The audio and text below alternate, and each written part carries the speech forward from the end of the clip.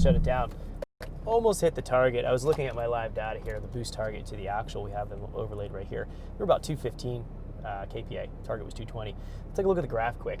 So we see we're 330 torque and 352 horse. A little bit smoother, that pool. I didn't hear it break up. Let's take a look at our data here and take a look at setting all this up.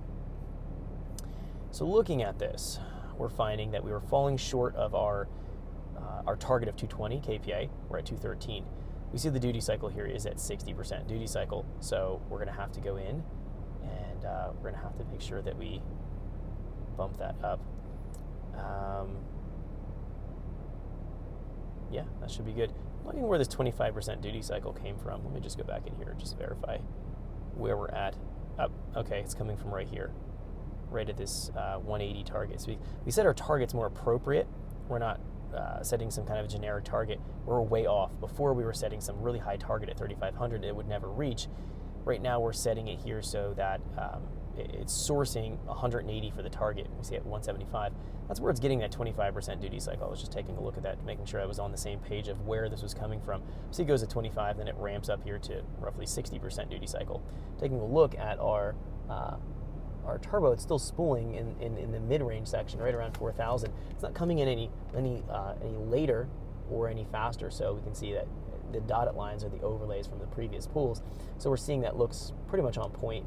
So just kind of pointing all that out. So we need to bump our duty cycle up probably a little bit. We can see we're falling short about maybe 7 kPa. We could probably go here to 65% duty cycle, and that probably is going to get us to where we want to be at. Let's go here and just increase this to 240 kPa. I just want to bump this up to the highest I want to run, and then I'm going to assume at 240 kPa, I'm going to assume this needs to be at something like 75% duty cycle. We're just going to go up here and be a little bit more aggressive the way we're applying this. Let's do Shift V, and let's give this a shot here. Let's commit these changes. It looks like it's kicking me on offline and online here, back and forth. So that looks good as far as the previous pool. We're getting closer.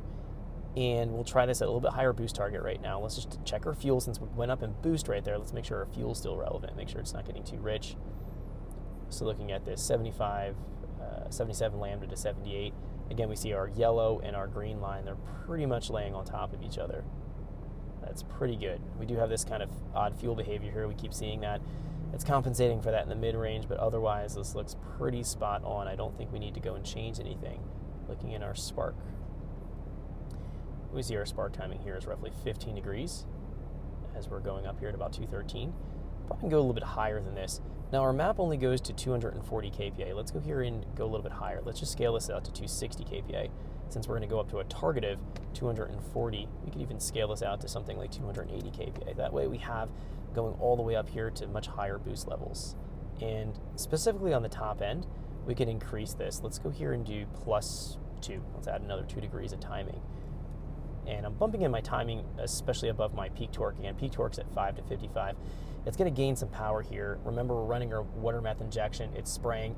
I know because this, doing a lot of SRs, this is an 8.5 to 1 compression engine.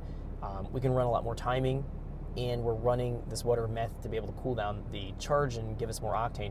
So definitely have still pretty conservative values for this situation. Even though we can jump into our knock control here, we can't see what's going on. Again, our knock control is sporadic. I'm positive that I'm safe right now. Thanks for checking out our teaser clip. If you want to see the rest of this video and more than 500 hours of current EFI training we have to offer, make sure you click right here. If you want to go and check out more teaser clips from this training course, click here, and you don't want to miss any of the videos we're going to be releasing on this channel, so make sure you subscribe and click here.